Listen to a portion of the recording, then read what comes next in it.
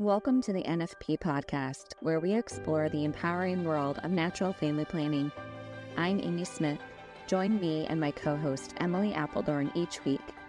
Together, we're here to dive deep into the science, the stories, and the spirituality behind NFP. Every week, we push back against the free love culture and advocate for a culture of responsible love, where intentionality and respect are at the forefront of family planning. Join us as we discuss everything from the practicalities of charting and fertility awareness to the profound impact NFP can have on relationships and communities. Whether you're new to NFP or a seasoned pro, our podcast is your go-to resource for honest conversations, expert insights, and real-life experiences. So grab a friend, settle in, and get ready to be inspired. This is the NFP Podcast. All right, guys, welcome back to the podcast. Today, Emily and I are really excited to have on a beautiful couple. Kari and Rob are joining us from New Hampshire to share their wonderful love story with us. So welcome to the podcast. Thanks for being here, guys. Thank you. Thanks for having us.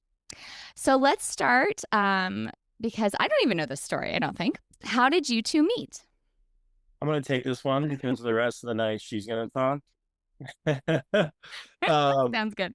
No, in all seriousness, we met in college. I was a sophomore. She was a freshman. We went to a small school up in Wisconsin, and she's going to punch me when I say this. But no, I mean, it was a small school, so the pickings were kind of slim. So the first day of camp of freshman year, I saw her walking across campus, like literally saw her, and I was like, oh my gosh, she's beautiful.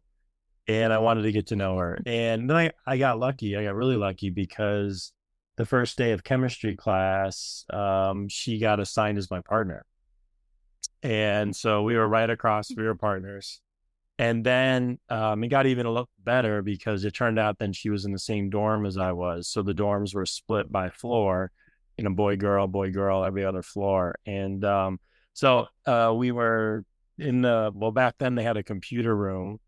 That no one had their own computers then. So they had a computer room in the dorm that everyone went to, and email was just becoming a thing. And there was an internal email system. And I saw her sitting behind me, and I emailed her as like, hey, would you like to get away from the cafeteria food? I know it's already pretty bad. It only been a couple days, but and so she's like, who is this? And so I finally turned around and smiled. And so we went on a date, and that was it. So Oh my gosh, that's so cute. That is the sweetest, and I love that it really felt like you remembered exactly every detail of what you emailed her. I feel like exactly what you said is exactly what you typed. That's so sweet. That's really sweet. That's really sweet. And so how long did you, let's, for those that are listening that maybe don't know of a time when we didn't have computers that were functional on laptops, we need to just say what year that was so they know you guys are actually not 100 years old because it wasn't that long ago. It wasn't that long ago. It was not. Yeah. Okay? It's kind of weird. Yeah, it's so weird, Rob, because I feel like we say that and it's just like, wow, you must have been like a dinosaur. It's like, no, actually, this is all very recent, people. Very recent. Yeah, this was the mid-90s, Right. So it wasn't that long ago. But yeah, mid-90s, 1995. 96 it would have been. What our middle school son said to me today, I happen to have like an old recipe on a printed out from a Hotmail account. He's like, what in the 19th century is this? That's what he told me. So that would be there. He's like, dinosaurs use Hotmail. So here we are. My gosh, that's hilarious. That's great. I feel like you don't feel older until your kids say things or ask you questions about technologies. And it's like, yeah, I was around when that was here. And that wasn't that long ago. Like, thanks so much for making me feel old. Okay, so you guys started dating. And then how long until you guys got engaged? Yeah, it was quite a bit of time.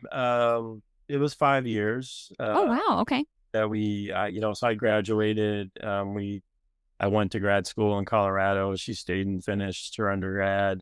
One of the unique things about our relationship, I think, was, when we first met, I grew up Catholic. I was cradle Catholic. But she grew up in a Lutheran family. Her father was a Lutheran minister, and so when we first started dating, that was interesting, and it was great though for both of us. I think we both grew in our faith from those conversations that we had, during those years together. So you dated for 5 years? I'm sorry, or you were engaged for 5 years? Dated 5 years. Yeah. Dated for 5 years. Okay. Yep. And so during that time, it was long distance then, most of it? For the last year. So we were in college. Oh, college for together for 3 years. For 3 years. Okay. Right? Is that about? Yeah, college for 3 years, summers apart, and then And then he was in grad school, and I had a year left to finish. Okay. And then I moved out to Colorado. as well. So then we lived separately, and I was discerning joining the Catholic Church, and so I I joined an RCIA program, and I wanted to be Catholic before we got married so that we could be married in the Catholic Church. So we waited that extra year after I graduated, about a year after I graduated, because I wanted to be Catholic. So I was married in the Easter Vigil, and we were engaged at that point. And then, so joined the church at the Easter Vigil, and then we were married in October. Oh, nice. Okay, so of the same year. Yeah. You became Catholic in the spring, and then that fall you guys were married. And did you get engaged before you became Catholic? Yeah, so it would have been, yes. How did that happen? How was the engagement like? You want the truth? No. Yes. Nothing but the truth. Well, I mean, we had dated for a long time, and it actually, I mean, to be honest, it got to the point where, we had been apart for a year. Back then there was no Zoom, there was none of this. And so it was phone calls on a dial-up phone, no cell phones either. And so, when we came back together after being a year apart, it was kind of rough. It was like, whoa, I was in grad school then, and she had just gotten a job, and we actually kind of just were like, well, wow, this is different. And we were like, I don't know if this is working anymore. And I think it was big for both of us, and we decided to separate, actually. And I think we separated around Christmas. I remember it was kind of miserable, Thanksgiving, Christmas, and we separated for a good couple months. But then we started talking, again, and we're just like, we missed each other, and it was just like, okay, well, if we're gonna get back together, like, this is serious. Like, there's no point in doing this again for another 4 or 5 years. Like, so we discerned, and she was still going through her RCIA at the time, and so we got back together. And then at that point, it was a couple months later, I realized, like, look, I just need to get this show on the road. Like, at that point I knew I really loved her and wanted to spend the rest of my life with her. And so we got engaged at the Stanley Hotel in Estes Park, Colorado, which is dinner. Yeah, we did. Awesome. We had dinner, and I had a ring, and it was the hotel where The Shining is. So I don't know if that means anything, but it's a great hotel. I just want to say I can vouch for you, even though that was the case. Like, that's a great place. So what a fun story. I have to ask, was the separation mutual? Were you guys both feeling the same way? We were both. Really? Okay. Yeah. yeah, A little bit. Like, there's just like something wasn't right. And, but then I think, as we started talking again and wanting to come back, I think, like, actually when we separated, it was probably more me than her, even though there was, she felt it too. But then when we wanted to get back together, she was like, well, wait a minute, like, I don't know. And, but then we talked through it, and So I think it was some way to reconnect and have some conversations we couldn't have long distance, and what do we really want? And we, just in that year, a lot of growing up, a lot of transitions, a lot of things shaking out. I think even in your home life, just different things. And so to just take a gap away and kind of restart just a little bit, take a step back and restart. And here we are, almost 25 years later. Wow, that's amazing. Praise God. So you came into the church, and then that fall you got married. Where did you guys get married? In Colorado.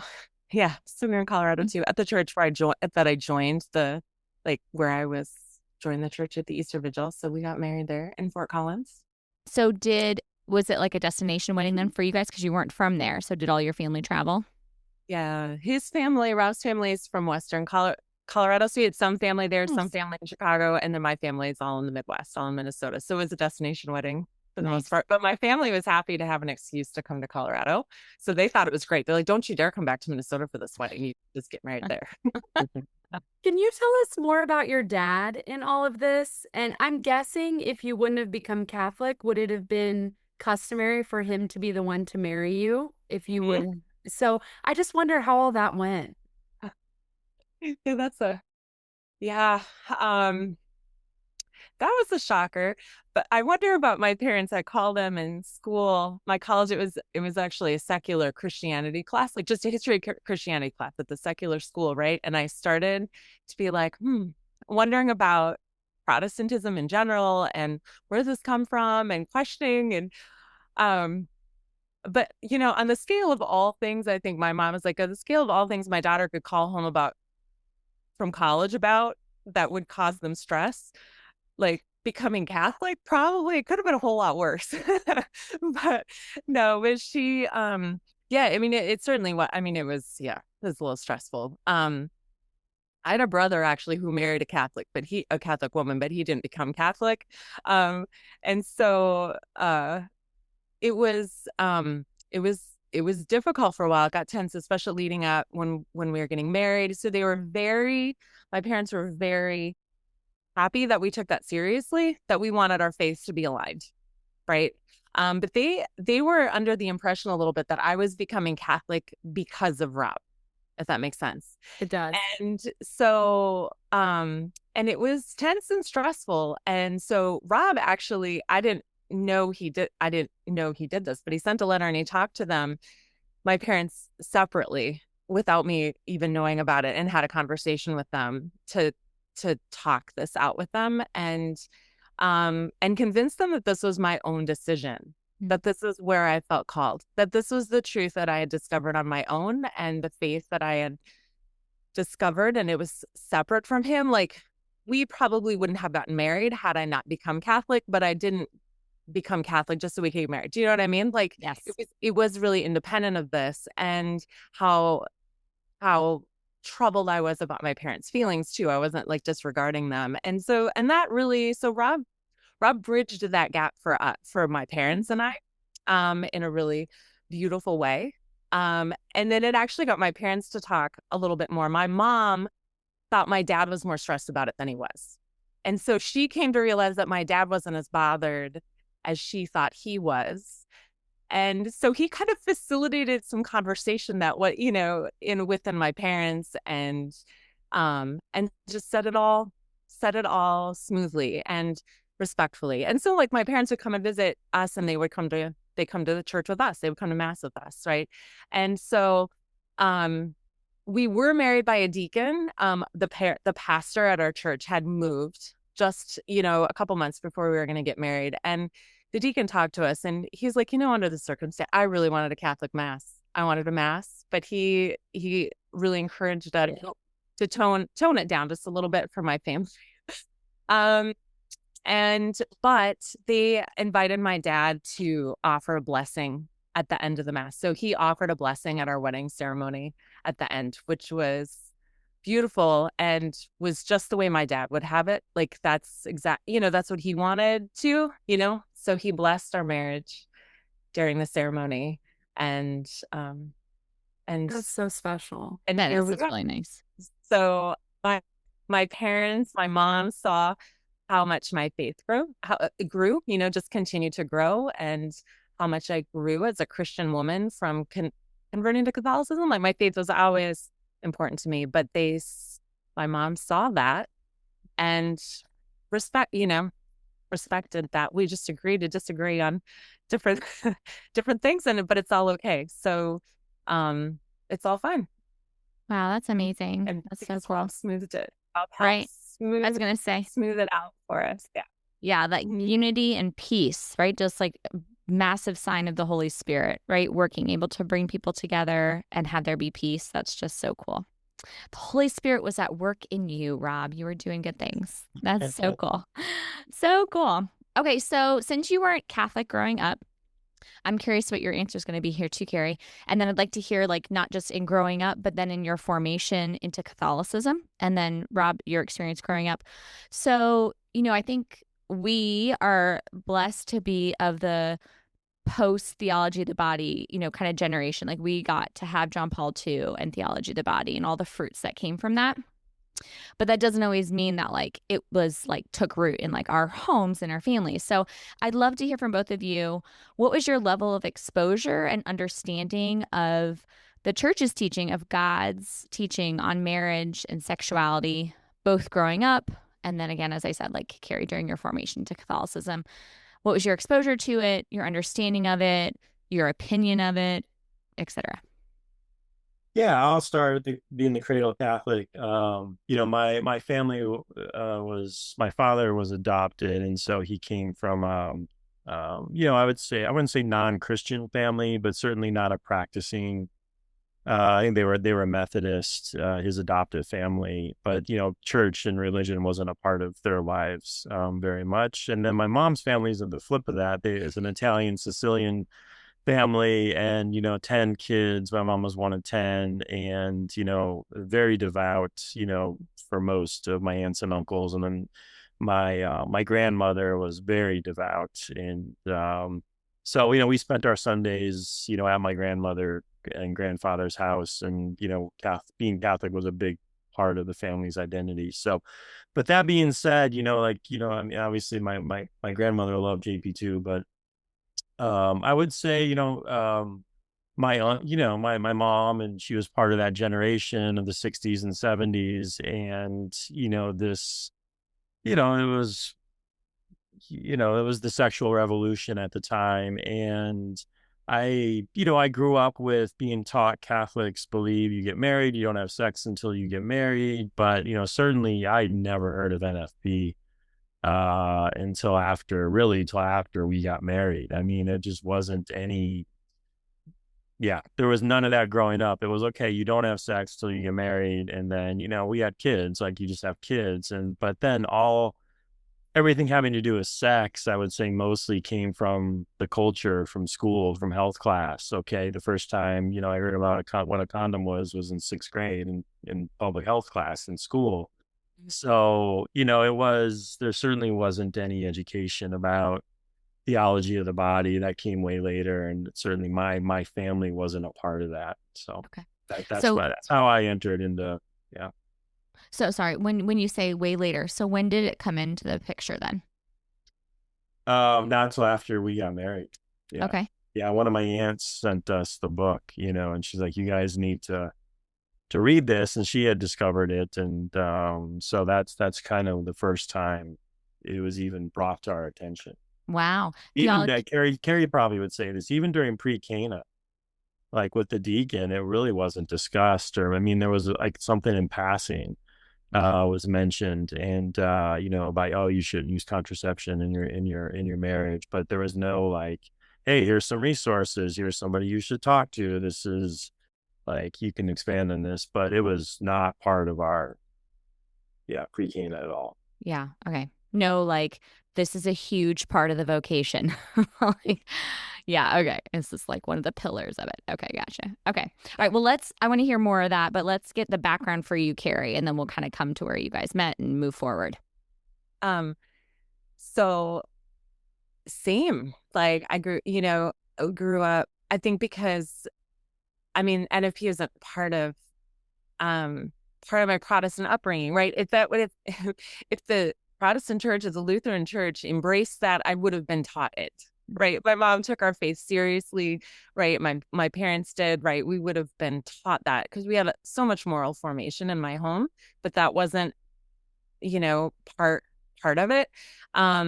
It just really, you save chastity, you save yourself for one person, you wait until you married and preserve your marriage, and you and one person, and the great gift that is, it's just like such a gift, just what a gift all of that is, and what a gift of yourself and the dignity of yourself and your gift and all of that kind of thing, but nothing about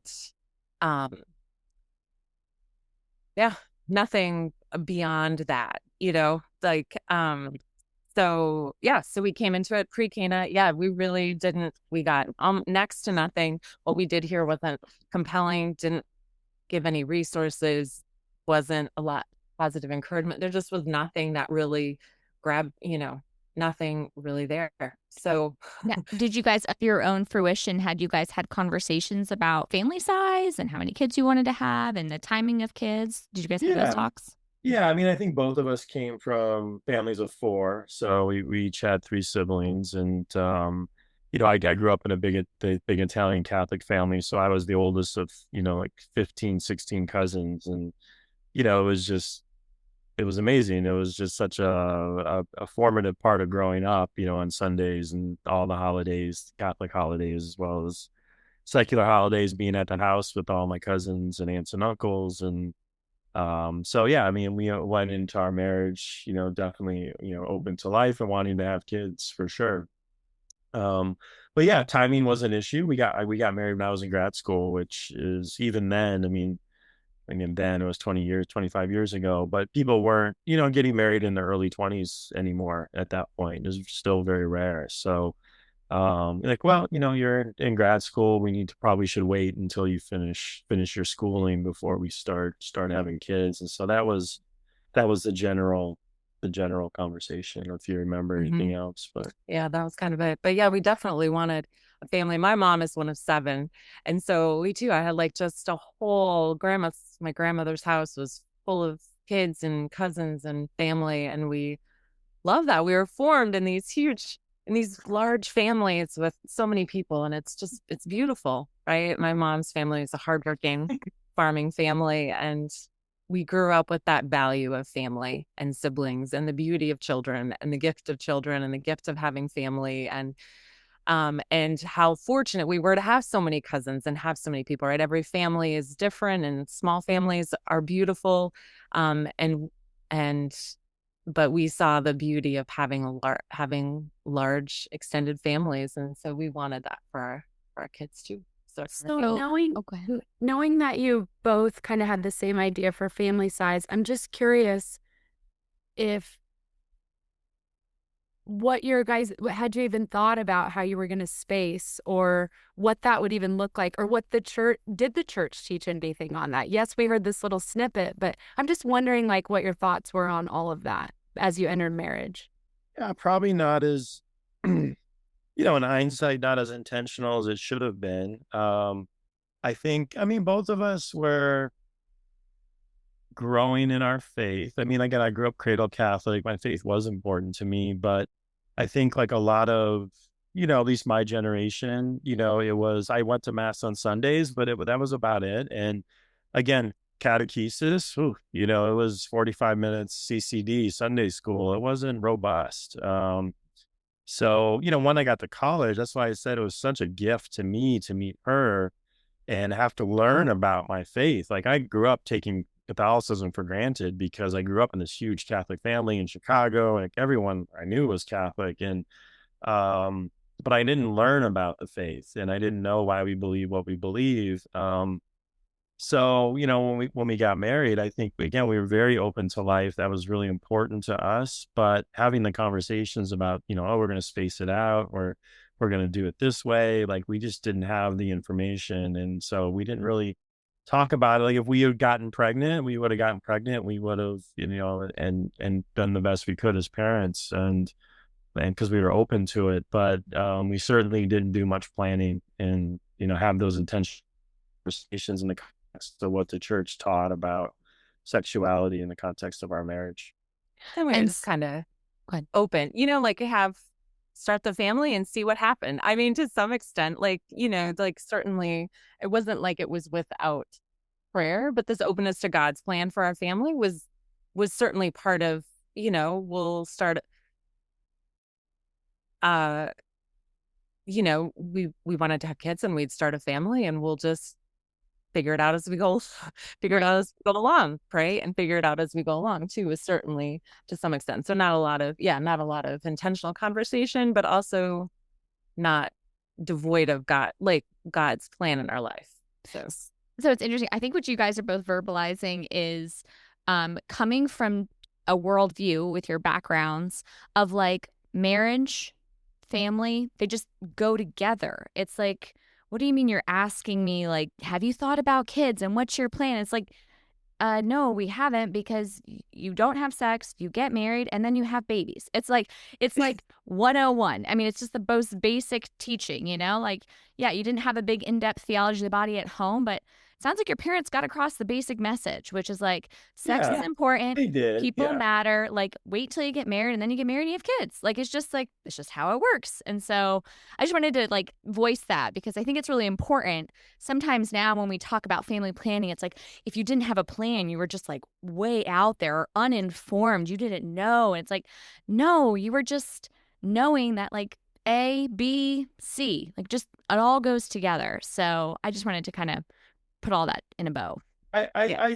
You're not wrong at all, Amy. And but I do want to be honest with everybody that ABC isn't that easy. And you know, like we grew up in our respective faiths, and we did internalize what our parents told us, but we also were 20-year-olds, and that you know, did not live that out. Like we, you know, knowing what we know now, we probably would have made different decisions. So, but you know, with we always were open to life, and so it's like, well, this happens, it happens. You know, we want kids, but like I was saying, when we first got married, I was still in graduate school, and it's like, well, it's probably not right now. We need to have kids. If it happens, it happens. But you know, so we certainly weren't practicing NFP when we first got married. Right.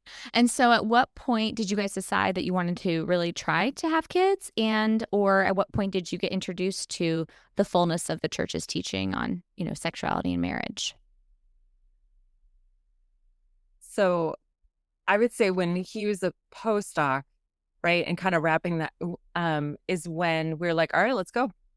Let's do this. And so that's when we dove in, and it took just a little bit.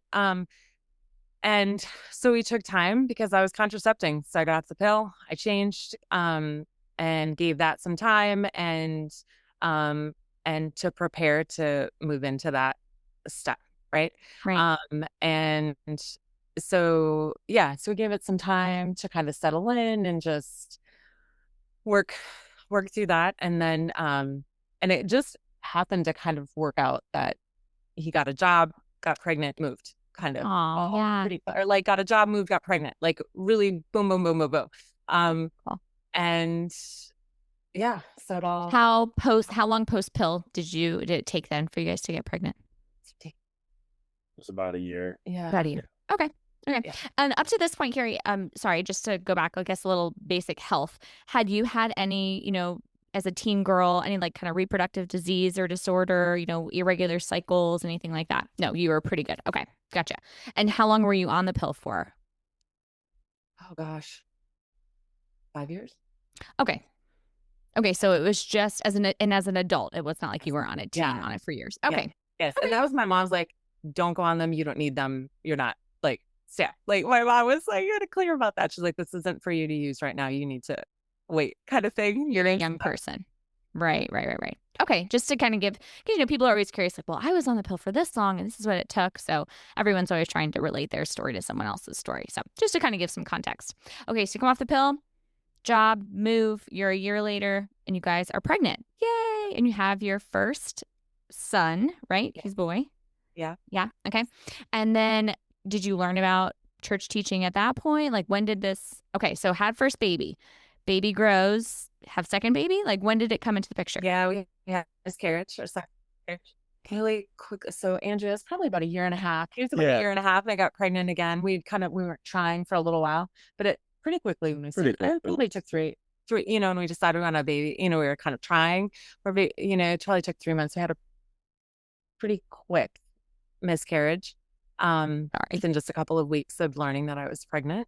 I'm so sorry. Oh yeah. And thank you. And then Besham was maybe 6 months after that. And then I was pregnant. We were pregnant with our second. Did you guys Yeah, use, then we another had boy. Tom. sorry guys, did you use birth control between your first and your second? No, Okay. we pretty much stopped, You're at good. that Okay. point. Part of it too, though, was like, so that, her first pregnancy, she was on bed rest for 5 months. And, it was a tough pregnancy. And then we had the miscarriage right away.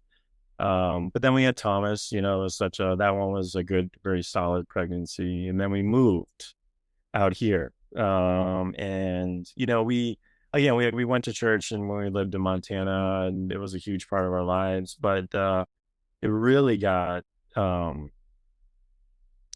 guess we really started thinking more about like sexuality in our marriage and everything was when we moved here with the Dominicans, and we met somebody that was an NFP planner. It was like, wow, like, oh wow, there actually are people out here that, so we really started to talk about it. And then that's when Kari started working with that person and really started charting, and you can talk more about that and doing Yeah.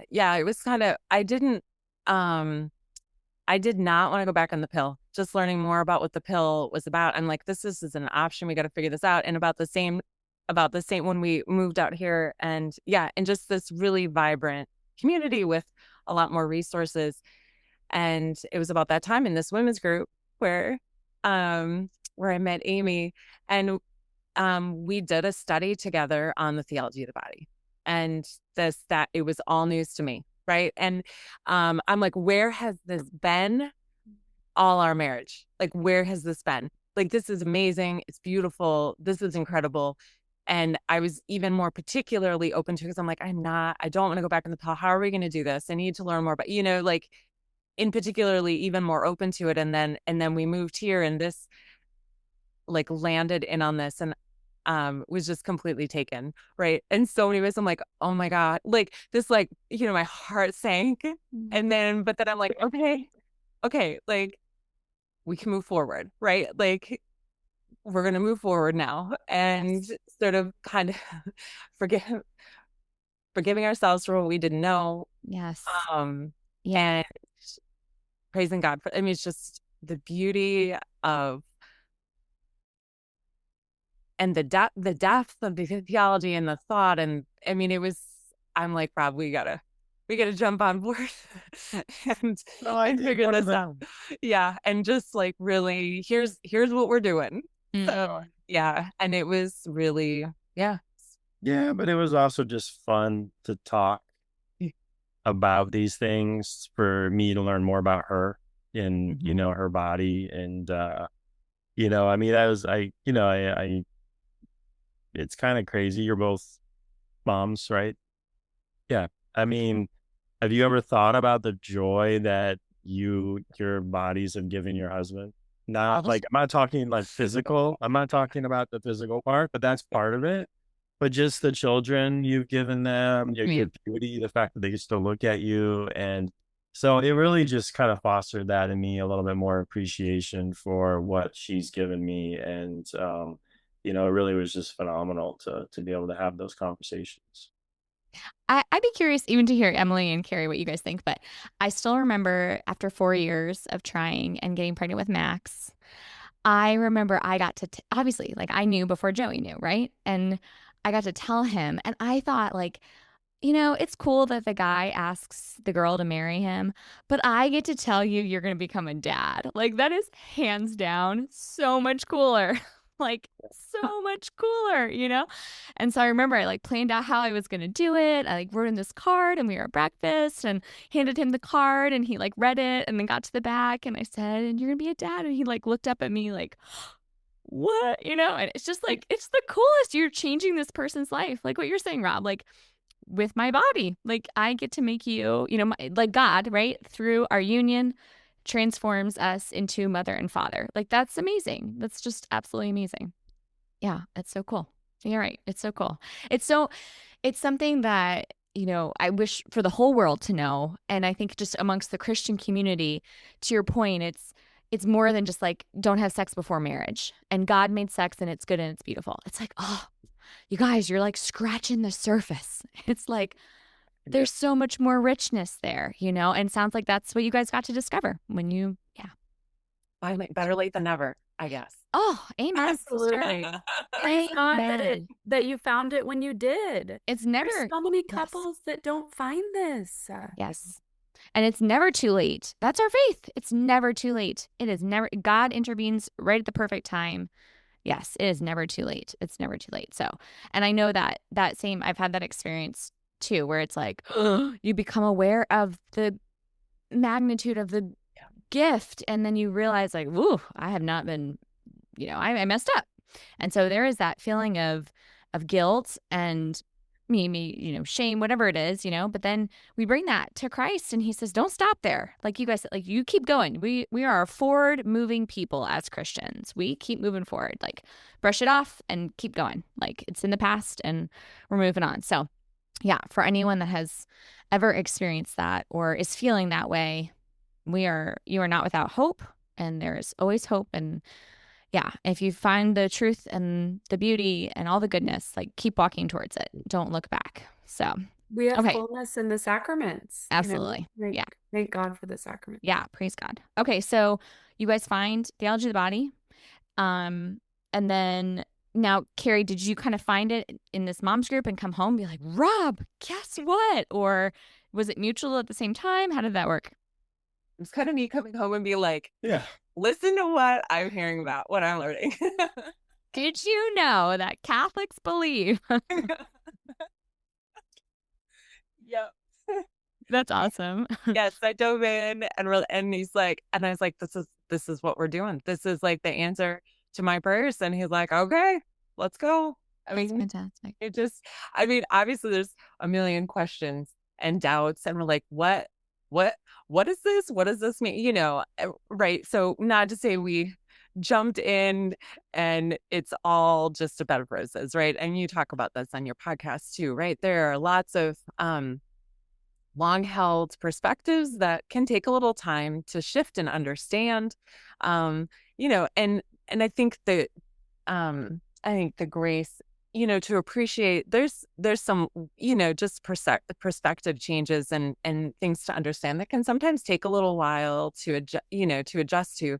And so, and I think just having some grace for it, you know, to we're going to be patient, we're going to persevere, and we're going to figure this out. And there are challenges, but we'll sort through it. We're going to figure it out, right? This is some things may take a little bit more time to fully understand or appreciate, and that's okay, because we're here, like trusting in the beauty of the church. And that was when I even converted to Catholicism, right? I didn't jump in with it's just kind of the way my personality works, right? So when a new fashion trend comes along, you know, like Birkenstocks came along, I finally started wearing Birkenstocks 3 years after they had come in. I think they were going out by the time I caught on, right? So I'm a little slow, a little slow to change. It takes me a little while, right? And I was like, I think, you know, this is just how we're wired, and this is okay, right? So I jumped in. I trust the church's teaching on Mary. I don't have a prayerful relationship with Mary yet going in on the day I'm being confirmed in the Catholic Church, but that's okay, because I trust, there's so much to learn. There's so much to take in. There's a lot of misconceptions to change. What I've learned so far, I love, I embrace, I see the depth, I see the beauty of this, and I trust the church and, you know, Mother Church, and some of these things, it's just, that's okay. I'm going to do what I can. I'm going to take the steps forward, and I trust the church, and we'll figure it out. The stuff that I have questions about, the questions are going to be answered, right, in a satisfactory way. Like, we're going to get there. And so even in the midst of some, we're like, wow, this is harder than advertised. I think would you say we hit that point with NFP? We're like, this is harder than advertised. You know, the first thing I heard about it was like, oh, there's only 4 or 5 days you're article. So, and that's it. And it's just, you know, great. And then, you know, and then you learn, well, okay, maybe, yeah, sort of, kind of, but it's a little more going on than that. And trying to figure out when that is and what that looks like. Yeah. Right. Yeah. And we started out, and I had continuous mucus. So I finally got into it, figured it out, got some help with the Crate method. and I had a continuous mucus cycle to like kick it all off, But even in that, you can figure it out, right? It took some time, and we figured it out. I figured it out, right? And so I think we even jumped in a chart. My periods are fairly regular, which was super helpful.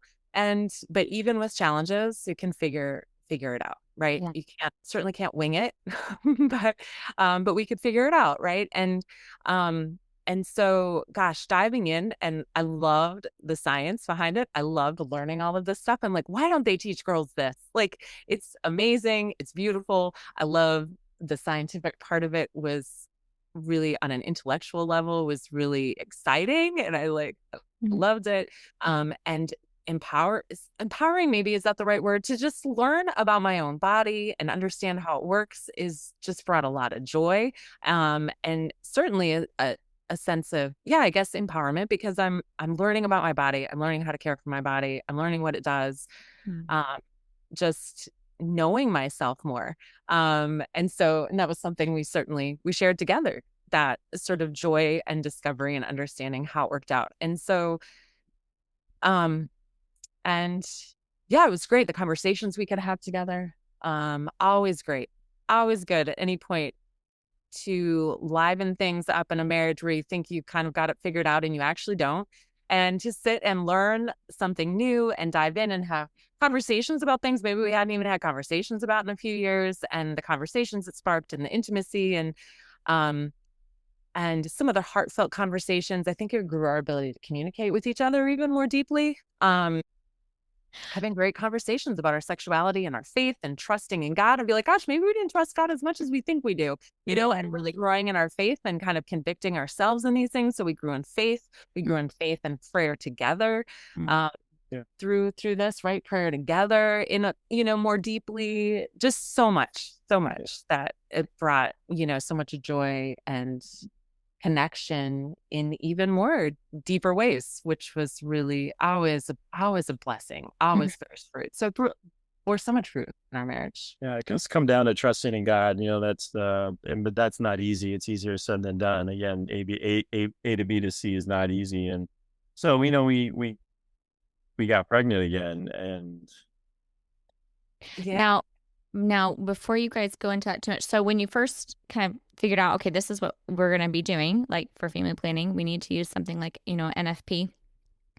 What was, because you guys worked through some struggles, I guess if you could maybe, without going, you don't have to go too in depth where you feel uncomfortable, but it'd be great to hear, I think, for some people to know, like, what was the challenge? Because it sounds, you guys were already married, you were married in the church, you loved God. Like, obviously, it sounds like this really helped you grow in your relationship together and in trusting God.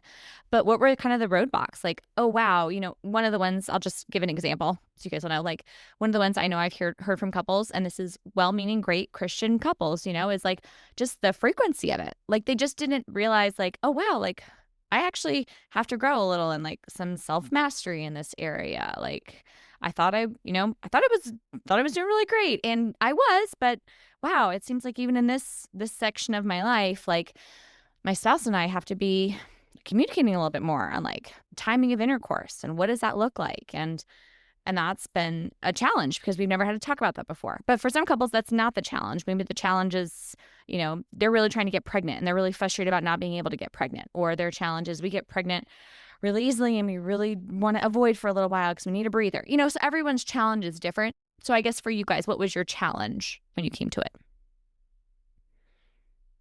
I think the first challenge that comes to mind was having young children. And Rob travels, was traveling more for his job at that point. And for a little while there when we were waiting, kind of like abstaining during abstinence. Yeah. And certainly there are times we've abstained, right? I mean, we abstained postpartum. Rob was always very respectful, if like, I'm just like, I'm exhausted from the from being a mom. I'm just like, I just have tonight. There's always that respect. Rob always had that respect for me, and he would be willing to abstain and, and give me the space that I needed if I just wasn't not emotionally there.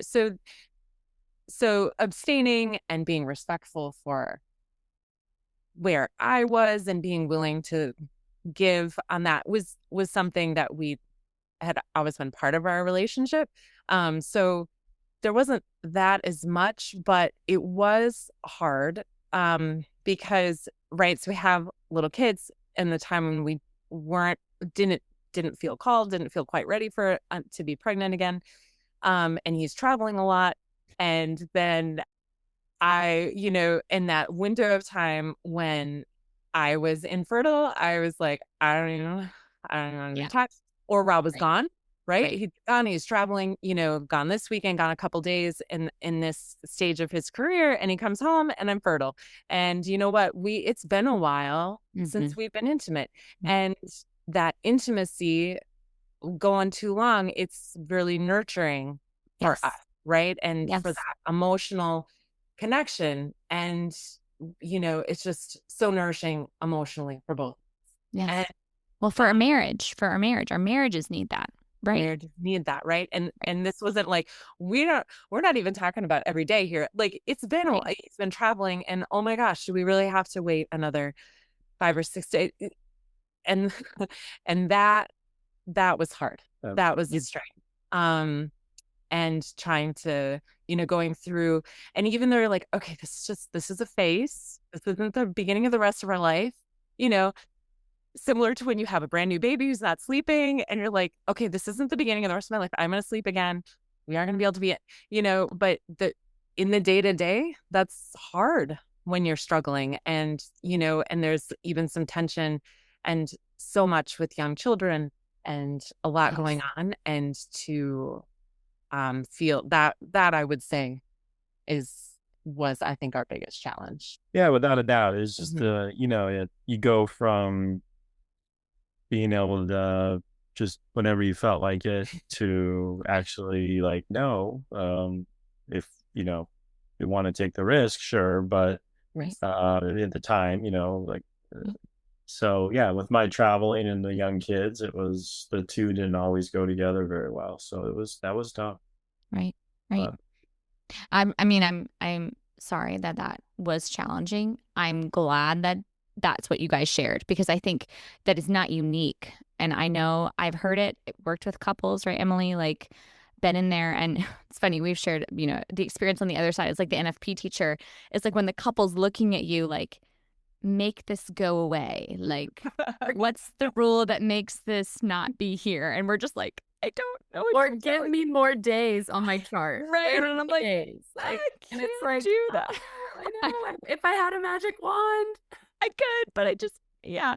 So anyway, just kind of from both perspectives, right? And I'm married too, so like I get it from that side too. But it's just like, as the teacher, like, thank you for sharing, because I think that just like Amy said, that is such a common thing. But to hear it in that perspective, I think it just goes to show it's hard to fit NFP around our life. Like, we want to do this and we're all in, but then circumstantially, every cycle is just totally thrown upside down depending on what's going on at home. And that part, that's where it gets really, it gets hard. Right. Yeah. Right. Yeah. And imagine that, when people have that same schedule and they're really trying to achieve, and he's gone or she's gone during the fertile window, and it's like, gosh, another cycle, and now we're having to wait. And anyway, all those frustrations. Okay. So you guys learned at NFP. It sounds like you were trying to avoid for a little bit longer, right? After you had your second son. So your oldest miscarriage, then you had your second son. Okay. And then kind of bring us into the next phase. Yeah. The next pregnancy. So there came a time where, like, we're feeling called to another child. This is, we're not getting any younger, feel like we're comfortable, kind of had been with NFP for a little bit, kind of feel like we're kind of figuring out, it kind of come to a pretty good place, with that too. And so, Yeah. Kari, I'm sorry to interrupt you, but people are always curious when couples say, like, we felt called to have another child. Like, could you just kind of share a little bit, like, and it doesn't have to be anything profound, right? So for some people, it's like, I'm kind of thinking we should have another baby. And the other person says, yeah, me too. And that was kind of what they did. So you don't have to give any like long treats, but how did you, and you two, Rob, like, how did you guys decide? Okay, yeah, we're ready for another one. Did you just follow my lead? Maybe like, I'm ready to have a baby. You always agreed. No, not really. I remember. I know, but it's just the kids got a little older. You start to. I don't remember specifically, to be honest, but I do think we started to feel father time, so to speak. And it's like, wait a minute, we went into this thinking we were going to have 4 or 5 kids. And, we're starting to get a little bit longer in the tooth, and it's time to, there was just no reason not to. And we loved our kids and wanted more. And yeah. How old are your kids too? Because, right, other people, there are always babies around and other people's babies. And so I would certainly, but then there are those times I'm like, I really want one again. Right. And so we love the babies, but there was always a clear time. I'm like content. I'm happy. I'm enjoying other people. I'm enjoying our family. This is great. And then there would just be this like, but now I really want another baby. Like it was just this, for me, a very strong desire to have them, where I loved kids. I'd be like, oh, we have a baby. This is great. It's fine. We'll welcome a baby. But now I'm like, oh, but I really, really I really want to try to have a baby right now, so it just became for me a really strong desire to I really let's see if we can make it happen kind of thing, and that's where, for me, that's what I felt that with each one of our pregnancies. And I think everybody, it's always challenging. When do you hear God's voice and, versus your own selfish interests, children are a gift from God, and it's, in all aspects of our life, I think this is a challenge, right? Trying to discern God's will for you. And, but I think sometimes God does speak through us through desire, things and if it's persistent and it's there and the desire is good and it's well formed, it's not, it's in line with church teachings. It's hard to ignore. My advice, don't ignore that to people. That's to you, because I think it really is God speaking to you at that point. And so I think, for both of us, it just kind of kept creeping in, and it's like, no, this is what needs to happen. So, how old were your kids at the time? Let's see. Yeah, Thomas was 3. Yeah. Yeah, so they would have been about 5 and 3. Yeah, 5 and 3, 6 and 3. Yeah, and so I don't remember how long it took from when we're like, okay, let's use our fertile window and let's go. I don't remember. It was fairly quick, right? It was within a couple of months probably. And so we were pregnant again, and thrilled. Kids were thrilled. Everybody's excited, right? It was amazing. And then on December 13th, the Feast of Our Lady of Guadalupe, which I didn't appreciate that then. I didn't appreciate that until a year later. But on the Feast of Our Lady of Guadalupe, I went in for our mid-pregnancy ultrasound at 20 weeks and found out our baby had genetic disorder. She was diagnosed with trisomy 18, and oh my gosh, I can't believe I'm crazy. I'm actually surprised I'm welling up like this right now, but getting so emotional. But she had the doctor came in the room, and we could just, something was up, right? Even in the ultrasound, we're like, gosh, that was kind of an abrupt ultrasound with 2 pictures at the end. And we walked in, we're like, something. And they told us this is their suspicion based on what they could see on the ultrasound, based on the symptoms and, the signs and the markers and her anatomy. And they're like, we'll give it. And so they came back in a couple minutes, and we said, well, we're not ending this pregnancy. There's just not an option. So moving on from that, tell us what we need to do now. And so we did some genetic testing to confirm that she had trisomy 18, just to kind of help us process everything. and to know more about her. And yeah, wow. I mean, there's just no words. Yeah. So she is, and she has really serious heart defects. And so the prognosis, certainly babies who are born like a live birth, the trisomy 18 baby, something like less than half live for 2 weeks, right? And so the prognosis is very grim. And with her particular heart issue, she wouldn't make the transition. Her lungs wouldn't make the transition from in utero breathing to breathing air into her lungs. She wouldn't be able to make that transition. So if she was born alive, she would had to have immediate surgery, right? We would be down in Boston having, crazy heart surgery, right? So just a lot to process. But so many decisions, so many things. This baby is continues to be as much a gift to us as the 3 sons who are on this earth with us now. I mean, just an incredible gift to our family. We're so blessed by her. It was amazing. So it was amazing, actually, even leading up to this pregnancy.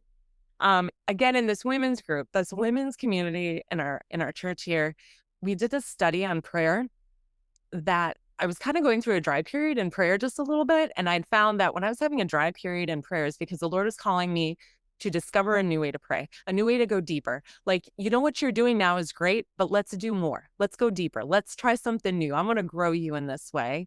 And I was going through a dry period, and we did this particular study on prayer that really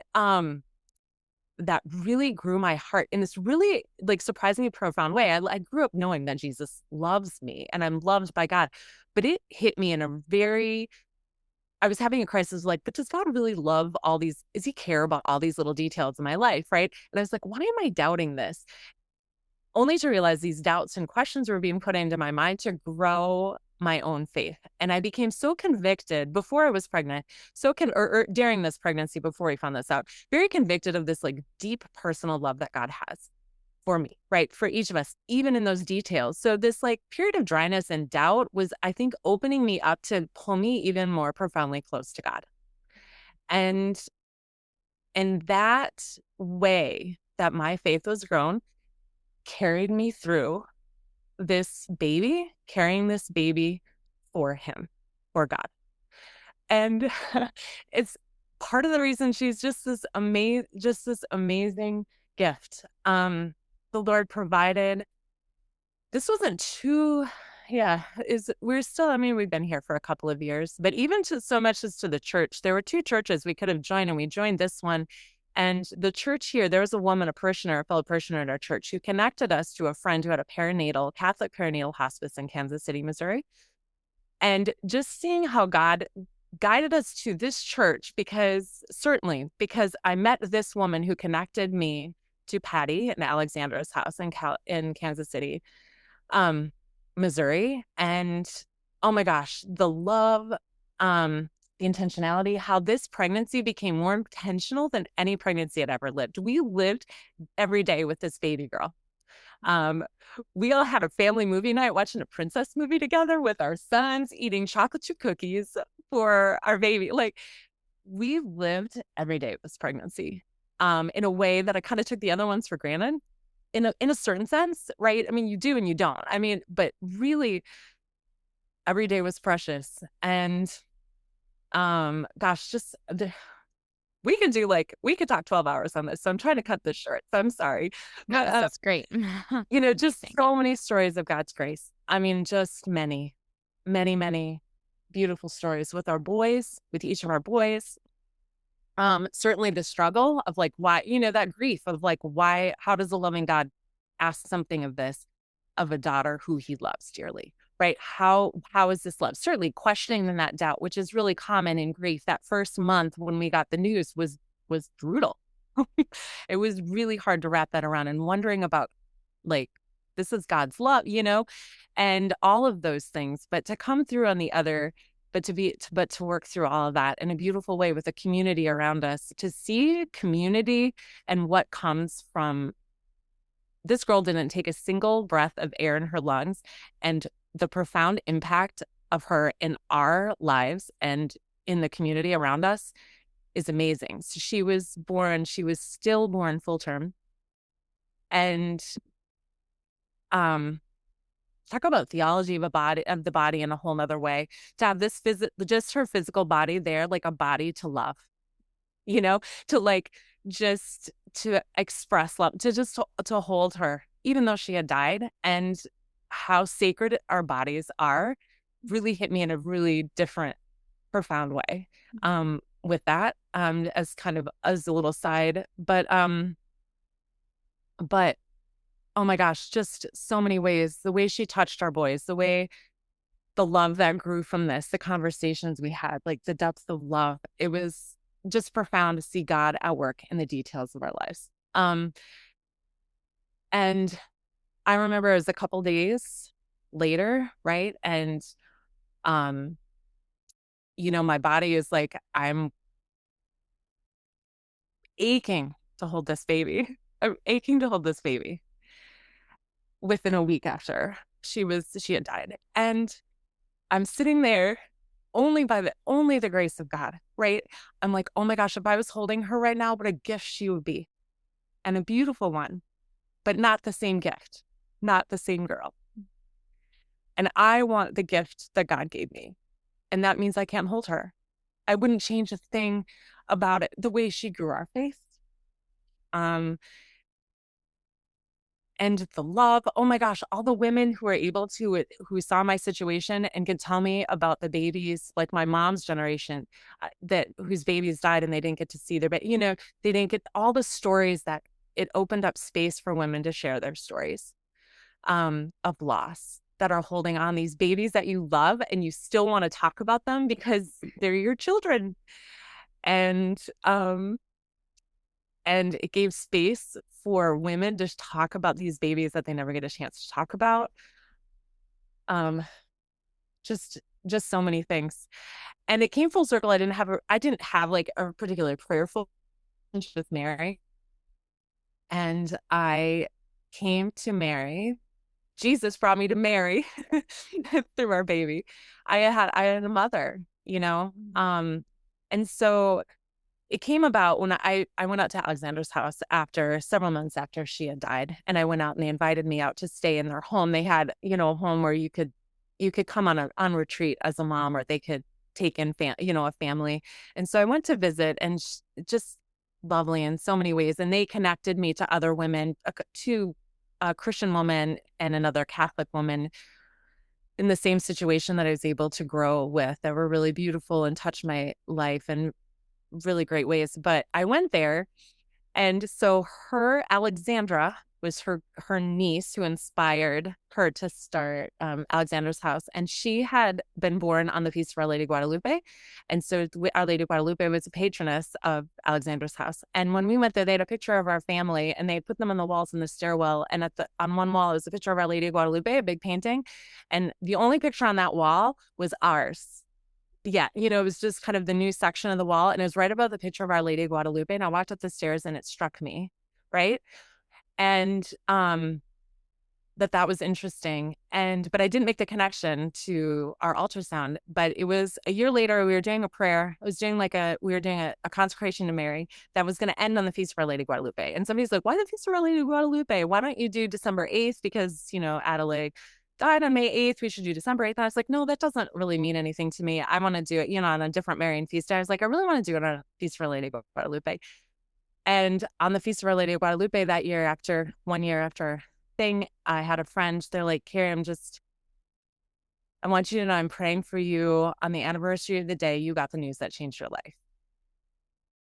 And that's when I realized, I'm like, oh my gosh. I didn't have a relationship to Mary, really prayerfully, that I was intentionally following, but she was there from the very beginning and caring for me when I wasn't even asking for it. Do you know what I mean? And so just this incredible love from God, from Mary, from our faith, that was really astounding.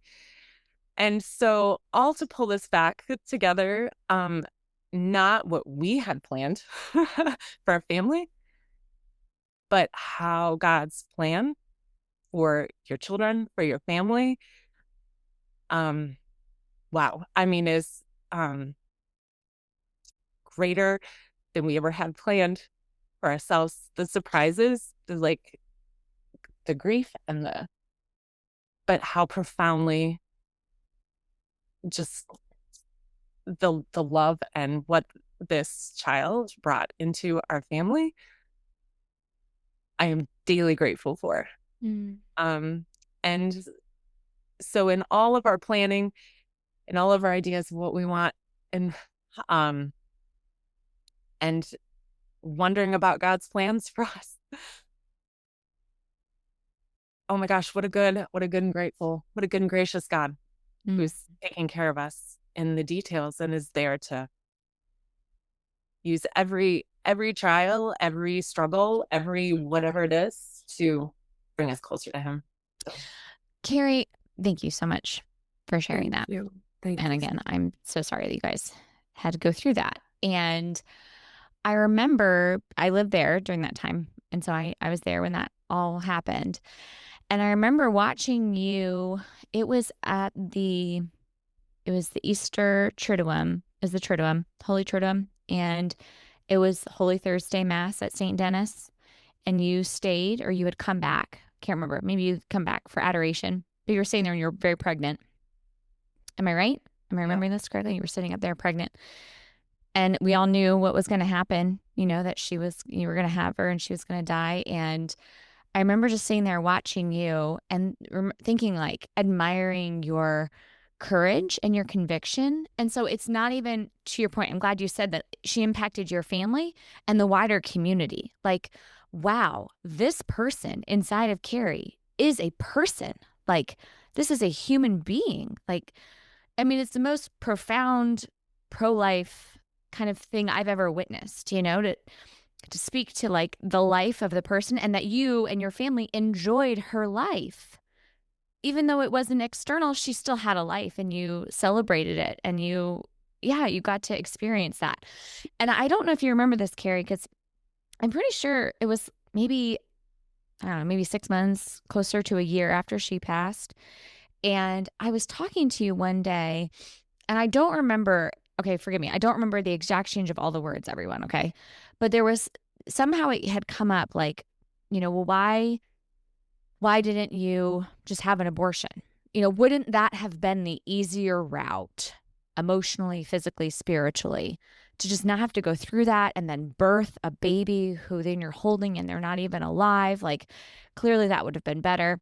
And I because I tell this to other people, and you said that while the grief was hard, you couldn't even imagine how much harder for the whole of your life it would have been if you had had an abortion, if you never got to meet her and she wasn't alive anymore.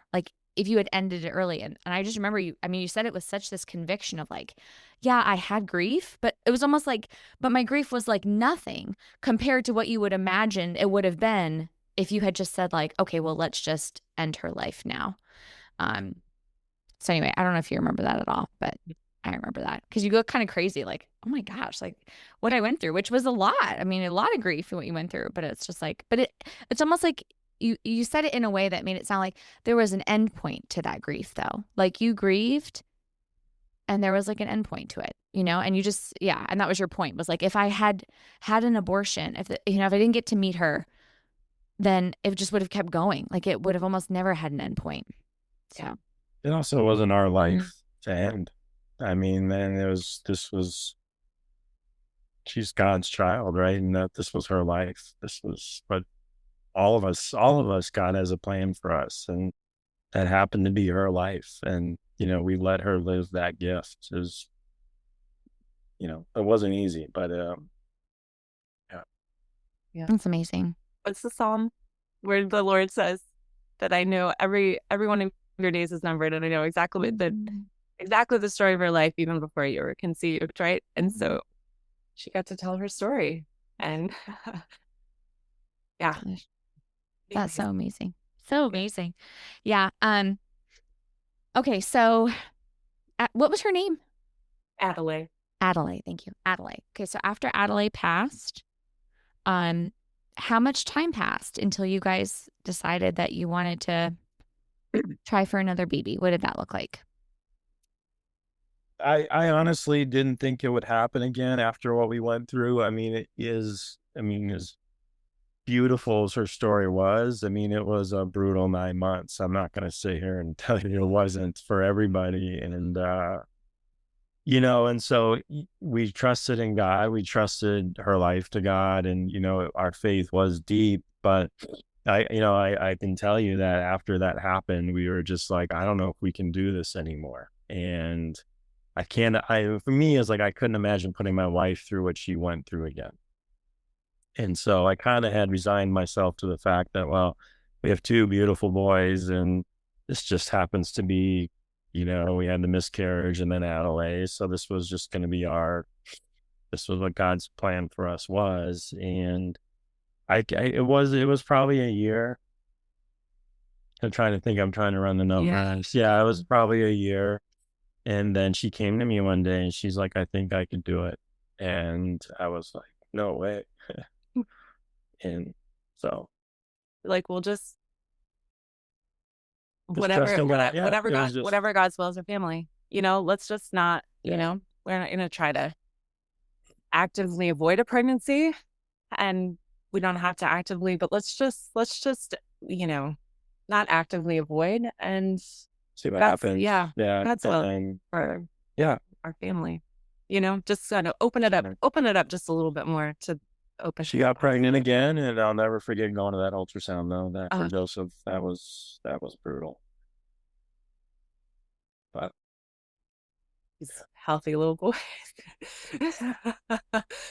Yeah. What was that moment like? Going into ultrasound, I can only, it's like for women that I didn't want to go. It's just like, we don't even need to go. It's just, why do this? Like, just see what happens, but obviously there's a lot of other potential health issues for the mom that we need to stay on top of and all these things. And so, I blocked that.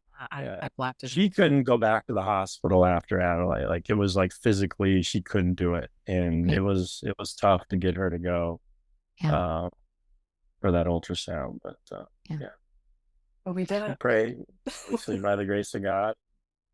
Healing, I suppose. Did you feel any, was there any like healing in that moment when you found out that he was healthy and good? Like, was there a moment of relief? Was there, anything? Did you cry? I mean, I imagine maybe, did you cry? I would probably. Yeah. I think I blocked this one out. It must have been really, really more deeply, because I've blocked this movement out a lot, actually. Yeah. I blocked it out completely. Isn't that funny how our memories work? I must have been a lot, because I'm not going back to that one. But yeah, it was really hard. But I think each step was healing, right? Every little step going through each step was, I think it was healing to just walk through it again. And it was terrifying to deliver.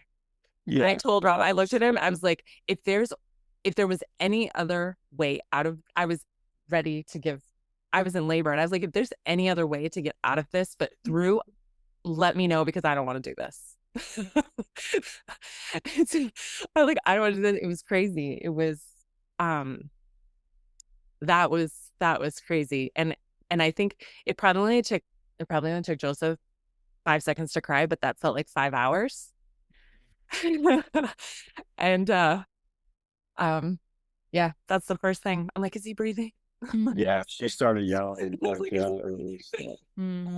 we're holding him, so that's probably too much. But wow, to get all the way through again, praise God, and his plan, his guidance, and being open to his plan for our family and our life, and how he grew us through NFP, through each and every one of the pregnancies that he blessed us with. And every one of our children. Oh my gosh, our family. What a, like, we look back on 25 years almost of married life, 23, and like, what an amazing God. What an amazing journey through growing in love and faith, and all through our Catholic faith and the beauty and richness of this God who loves us, and the church, the wisdom he gives us through his church. It's beautiful. It's a beautiful thing. It's a beautiful life. It's good. Yeah, that's wonderful. And now you have 3 healthy, grown, big boys, which is just so crazy. Oh my gosh, it's just so crazy to think how old they are. That's what we were saying, Emily, when you had gotten off before you came back on. I told them, I was like, isn't it wonderful that like our kids get older, but we stay the same age? Like, I'm still like 26 when I met you, even though your kids are not like, your oldest is almost ready to get out of high school. I'm like, well, we haven't gotten older. So that's fantastic.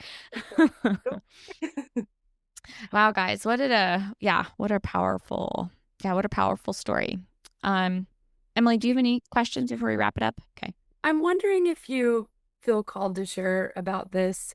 I've heard from first of all, I'm just completely overwhelmed by your story, and I really appreciate you sharing what you did, because I think it's going to connect with a lot of people.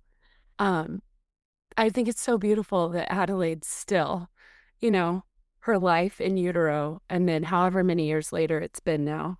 And I think that she'll reconnect in such a special way even now. I know she has with me, so thank you. I'm wondering if you might speak to this. And I'm thinking of another couple that has kind of shared a little bit with me about this feeling after a loss like yours and welcoming a new baby, and the feelings bringing Joseph home, being at home at that time. You're holding Joseph. You've been through this stillbirth. I know from previous conversations with other couples, there's a lot of emotions wrapped up in that. And if you feel called to share, because I don't ever want that. I know that sometimes there can be, I know there's no negative connotation around it about perhaps some feelings maybe you felt, maybe you didn't, but I just think it's important, if you feel called, to share maybe how you guys did feel in that postpartum time. Oh gosh, how many years? It's been 11 years. I can't. Oh gosh, I wish I could remember. Oh my gosh, I remember oh gosh. So I remember embracing every waking moment with that baby.